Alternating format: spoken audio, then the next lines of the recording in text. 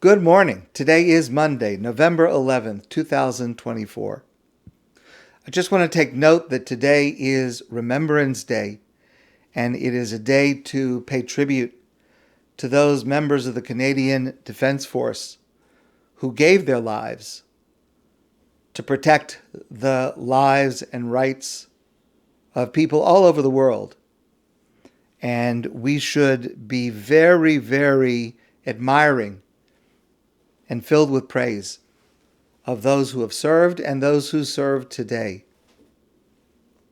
We had the occasion to pay tribute on this past Shabbos, and I had the opportunity to participate in the Hampstead Remembrance Day program this past Thursday.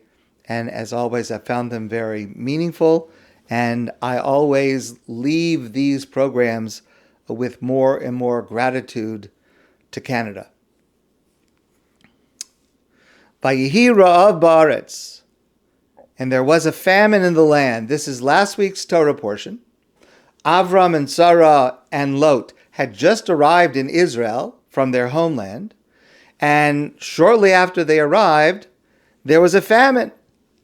Vayered Avram Mitzrayma lagor sham, ki kaved harav ma'od. So Avram and Sarah and Lot all moved down to Egypt because the famine was very strong in Israel, and the only place they could go to have food was in Egypt.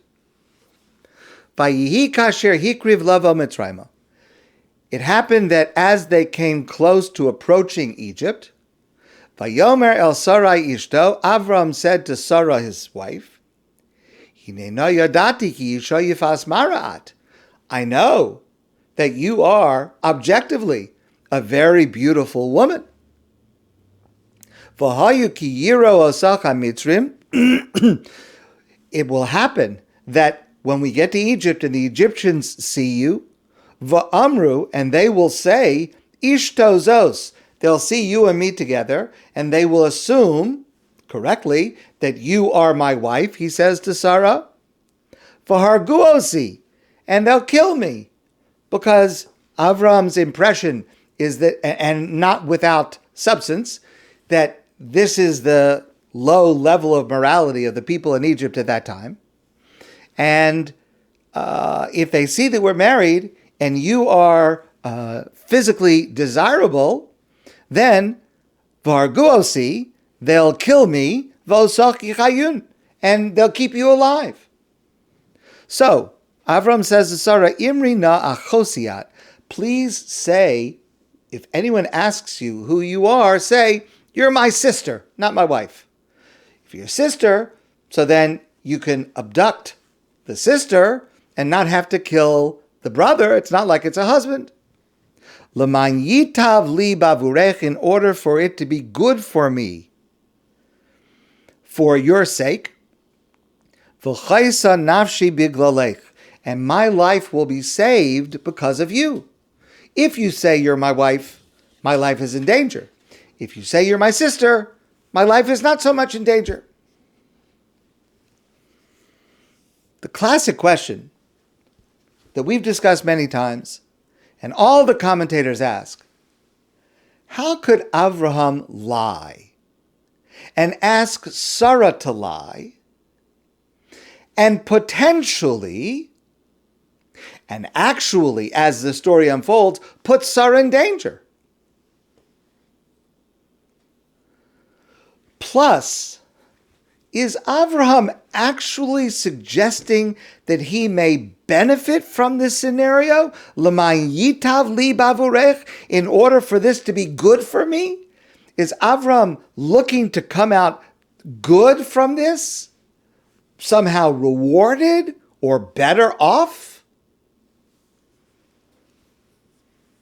Is this the morality of a person for God to choose to start Jewish history, the Jewish people? And from that point on, the rest of the book of Bereshit is filled with morally questionable behavior. In last week's Torah portion, how Sarah treats Hagar, I should say mistreats Hagar, until Hagar runs away Eventually she comes back, but she is mistreated by Sarah. In this week's Torah portion, Vayera, where Sarah demands that Hagar and Yishmael, who is after all Avram's son, be banished from their home.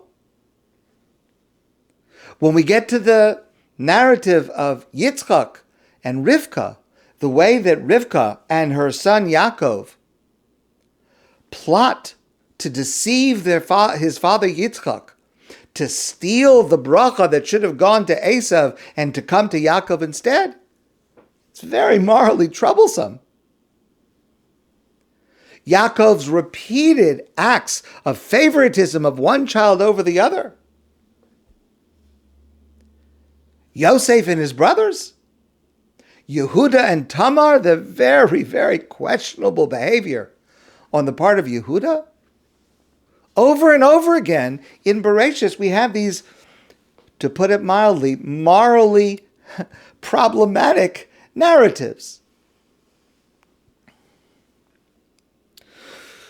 So last Shabbos, with this narrative of Avraham going to Egypt, we begin again the story of the Avos, our patriarchs, Avraham, Yitzchak, and Yaakov, and the Imahos, our matriarchs, Sarah, Rivka, Rachel, and Leah, and eventually the other heroes of the Torah, about whom we are taught. Our sages tell us, Maaseh Avos Siman Labanim. The actions of the patriarchs and matriarchs are a sign, a guide for their children, us, how to act. We are told to emulate our patriarchs and matriarchs.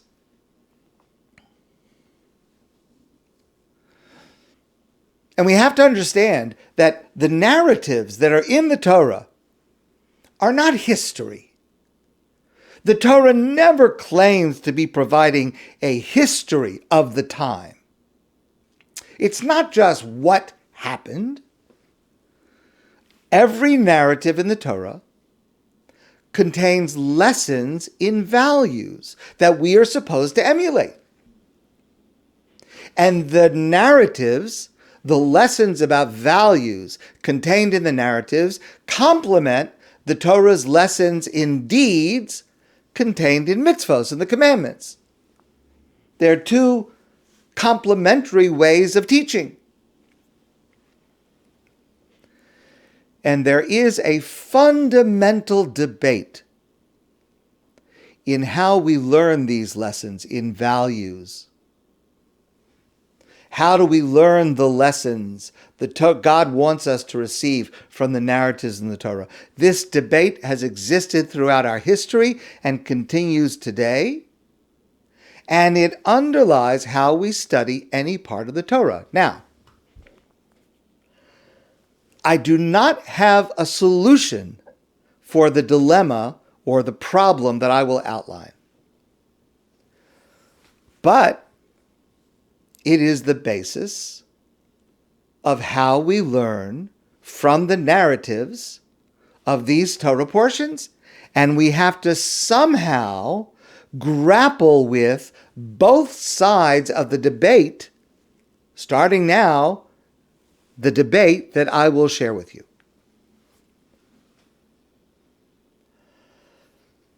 Many scholars answer the original question I posed about Avram, including among them Rabbi Samson Raphael Hirsch. He says what Avraham did with Sarah in Egypt was absolutely correct, and he explains it as follows. He said that as Avram and Sarah neared Egypt, Avram was in a situation of sakonas nefashos. His life was in danger because of the beauty of his wife and the immorality of the people. And he was fairly certain that Sarah would be taken. That's the assumption. Sarah is going to be taken. So in Avraham's judgment, there are only two choices. Either Sarah is taken and Avraham is killed, in which case there's no one to save Sarah, or Sarah is taken and Avram remains alive by claiming to be her brother, and he has a chance to save her. And the words in the Torah, Imri na achosiat, Laman yitav li bavurech, please say, he says to Sarah, please say that you are my sister in order for it to be good for me, that they will treat me well. That means, v'chaysa nafshi biglalech, they will keep me alive because of you, and if I'm alive, I'll have the ability to rescue you, which is in fact what happens. And therefore, the lie, the untruth that Avram said and Sarah was asked to say was appropriate to the situation. Yes, if you're in a situation where you are your life is in danger, yes, you can say something that's not true to save your life. Yes. And similarly, just as Rav Hirsch provides the explanation to this narrative, similarly, in all of the other narratives that I mentioned, which on the face of it appear to be morally problematic, there is an explanation. Each one is different. There is an explanation, a legitimate reason why, even though it may appear to us on the surface to be something that is not moral, not straightforward, but in fact, once we understand it correctly, it is exactly the right thing. That's one approach to understanding the Torah. That's one approach that commentators take. And there are a large number of commentators throughout our history who take this approach and apply themselves to finding the legitimate explanation for each of these narratives. There is a second approach. The second approach is taken also by a number of important scholars and commentators throughout our history. The Ramban, Nachmanides, Radak, a number of others disagree with this whole approach. The Ramban writes, going back again to last week's Torah portion, Avram and Sarah in Egypt. V'da, the Ramban says, you should know, ki Avram Avinu chot chet gadol bishgaga. Avram, our forefather, sinned a great sin, not intentionally, but he committed a great sin. Shehevi ishto hatzadekes b'michshal avon. He almost caused a terrible situation for his wife. Mibnei pachdo, because he was terrified. Pen yargeu, maybe he would be killed. So in his panic over what he thought might happen to him, he came up with a plan that was not the right thing to do, because he put Sarah into an untenable situation. Says the Ramban, he was wrong. Avram did not act properly. And similarly, in the other narratives, which are on the surface morally questionable, while there's that other approach that will rationalize and excuse and explain the behavior as being correct, there is a line of commentators who say, no, it was wrong. Sarah was wrong to insist that Hagar and Yishmael be removed from the house. Yaakov was wrong to show favoritism to Yosef, etc., etc. Each one will have its own explanation and interpretation. But underlying these two different ways of interpreting this one passage is a more global question. And here's the debate. Are we to assume that the avos and the imahos, the patriarchs and the matriarchs, are we to assume that they were perfect? Their actions are always correct and beyond reproach. Their greatness is beyond our understanding.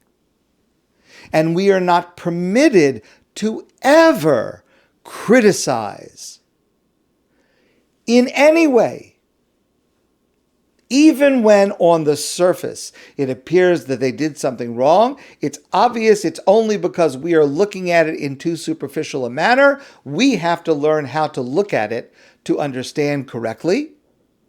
And if we see something that on the surface appears to be immoral or incorrect, we need to interpret it in a way that the action is correct. And that approach is exemplified by the approach of Rabbi Shamshon Hirsch that I quoted to you before. And similarly with the other narratives, the same approach will apply. And many scholars throughout our history support this view. Or, on the other hand, are we to look at them as people, human beings? Great people, but still people, human beings, capable of making mistakes. And sometimes the lesson that we learn from them is what not to do. And there are many scholars, commentators, who support this view, like the Ramban, like the Radak, and others. So we have these two approaches, two different ways of interpreting the Torah. And Rabbi J.J. Schachter explains that both of these approaches are problematic. Because to say that they were perfect and we can never find fault with them, well, if we can never find fault with them, how can we possibly learn from their virtue? We don't have the perfection that they have. We do have faults. So they cannot serve for us as role models because it's not realistic for us to emulate them because they're perfect and we're not. And so if the goal of the Torah in presenting these narratives is to teach us values, how are we going to learn those values? How are we going to emulate people that we can never hope to actually emulate?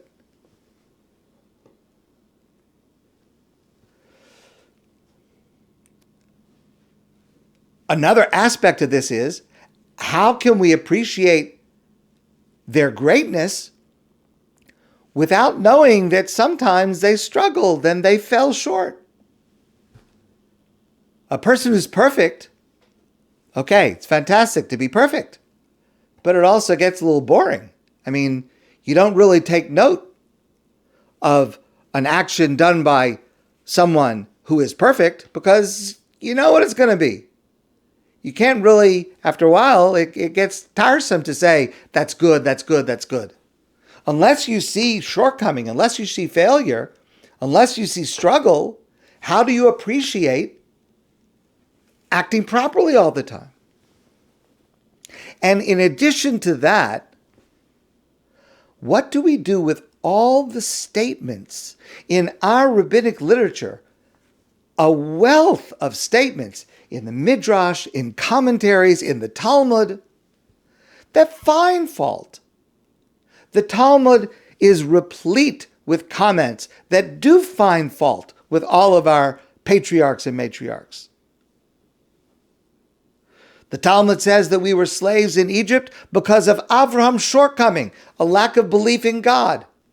I mean, it seems amazing to us to even consider, but the Talmud says that.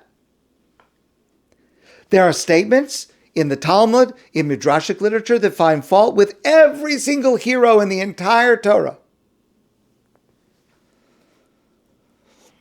On the other hand, to say we can criticize them is also problematic. Because where do we draw the line? Are we to look at them precisely as we look at you and me and evaluate them on the way you and I would evaluate each other or ourselves? That doesn't seem tenable. We say in our prayers that God is Elokei Avram, Elokei Yitzchak, Elokei Yaakov, the God of Avram, the God of Yitzchak, the God of Yaakov.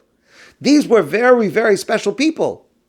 These were people of very unique, high spiritual attainment, that God's name is associated with them. There's nobody who prays, and certainly not me, who prays to the God of Michael Whitman. But the God of Abraham, we're all praying to.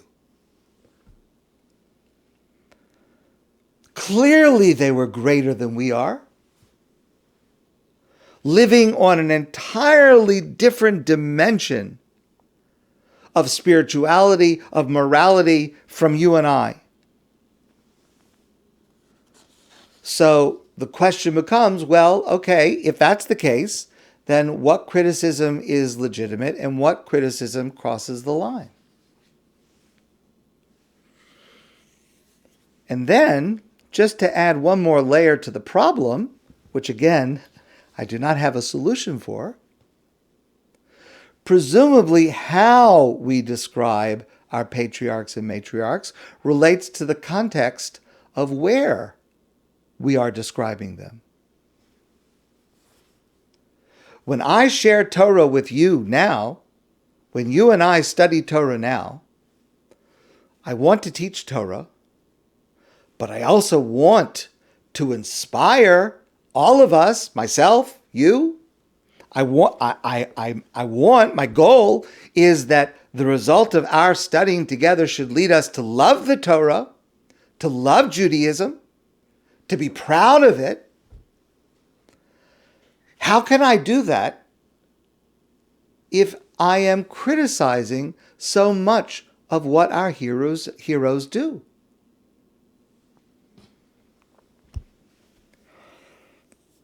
As I said at the beginning, I don't have the answer to this.